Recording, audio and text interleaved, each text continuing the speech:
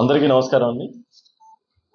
Janasena party ఒక దశాబ్ద కాల పోరాటంలో ఎన్నో ఒడిదుడుకులు ఎదుర్కొని ఆంధ్ర రాష్ట్ర కోసం, ఆంధ్ర రాష్ట్ర భవిష్యత్తు కోసం, పేద ప్రజల కోసం, రైతుల కోసం ఎన్నో పోరాటాలు గ్రౌండ్ లెవెల్లో చేసి దాదాపు దశాబ్ద కాలం తర్వాత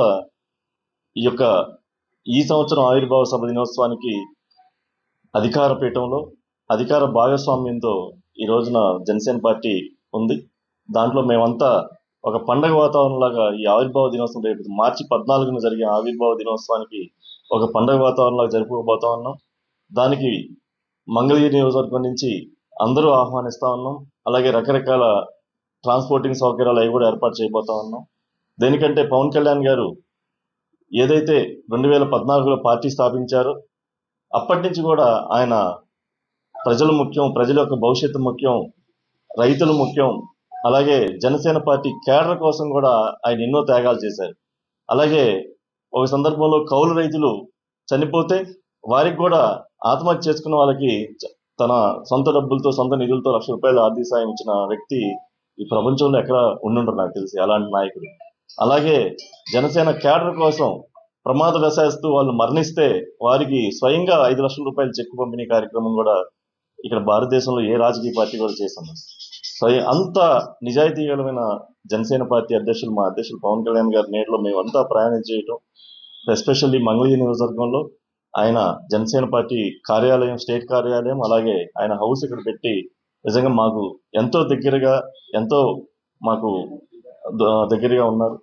అలాగే మా కేడర్ అంతా కూడా కష్టపడి రాబోయే రోజుల్లో పవన్ కళ్యాణ్ గారిని రాష్ట్రంలో కాదు కేంద్ర స్థాయి ధన్యవాద సభ ఒక మైల్ స్టోన్ గా నిలబడిపోతా ఉంది. ఎందుకంటే ఒక రాష్ట్రం అంతా కూడా ఇంతకుముందు ఒక వర్గమే కేడర్ గా ఉండేది. ఈ రోజున అది 9 నెలలు అధికారం వచ్చిన 9 నెలల్లో ఆయన చేసిన సంక్షేమ కార్యక్రమాలు, అంటే సంక్షేమం మీన్స్ అభివృద్ధిలో పేద ప్రజలకి అండగా ఎలా నిలబడ్డారు, గ్రామీణంలో రోడ్లు కానీ, అలాగే గిరిజన ప్రాంతాల్లో ఎన్నడూ లేని వాళ్ళు నోచుకున్నటువంటి ఆ రోడ్లు స్వయంగా ఆయన పరిశీలించి ఆయన అధికారంలోకి మనం రాగానే ఎమ్మటే అక్కడ గిరిజన ప్రాంతాల్లో రోడ్లు కానీ, అలాగే వాళ్ళకి అంబులెన్స్ సౌకర్యాలు కానీ, ఇలా రకరకాలుగా ఆయన మరింత ఉన్నతంగా చేసుకున్నారు.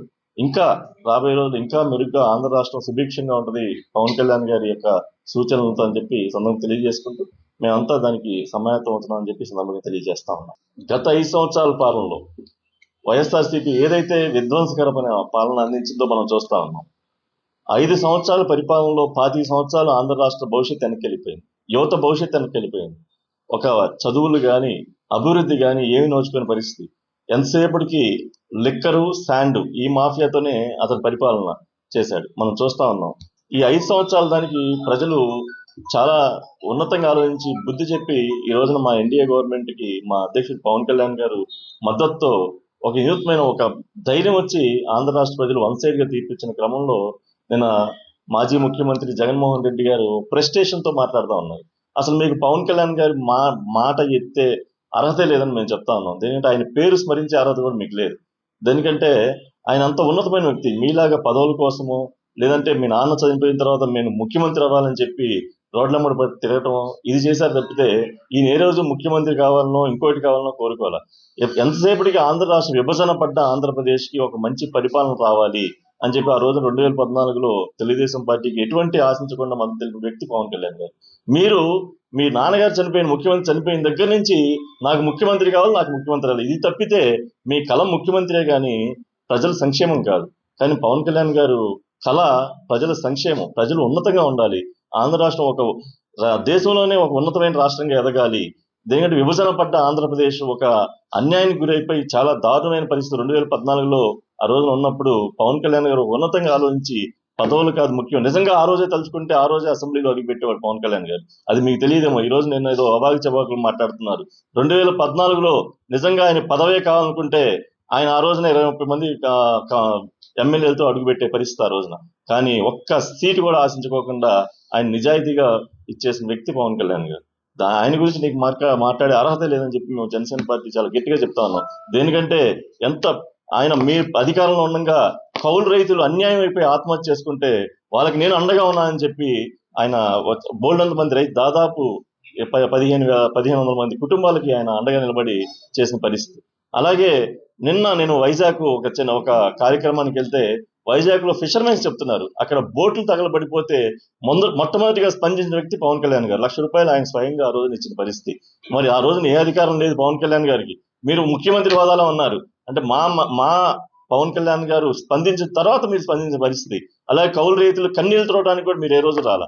అలాగే మా పార్టీ క్యాడర్ యువత యాక్సిడెంట్లో వాటిల్లో ప్రమాదవశాత్తు చనిపోతే స్వయంగా ₹5,00,000 సొంత డబ్బులతో ఆయన చెక్కులు ఇచ్చిన పరిస్థితి. ఇదంతా ప్రజలు చూస్తా ఉన్నారు. మీరు అన్నంత మాత్రాన మీరు మీ యొక్క ఇది ఎక్కడ పోతుందో అని చెప్పి బిల్డప్ గా పవన్ కళ్యాణ్ గారి పేరు మాట్లాడుకోవడం తప్పితే ఇంకో ఉద్దేశం లేదు. మీకైతే అర్హత లేదని చెప్పి మేమైతే చాలా గట్టిగా చెప్తా ఉన్నాం అని చెప్పి. Thank you. మరిన్ని వీడియోస్ కోసం ఛానల్ ని సబ్స్క్రైబ్ చేయండి. లేటెస్ట్ అప్డేట్స్ కోసం వాట్సాప్ ఛానల్ ని ఫాలో అవ్వండి. ఆ లింక్ డిస్క్రిప్షన్ లో ఉంది.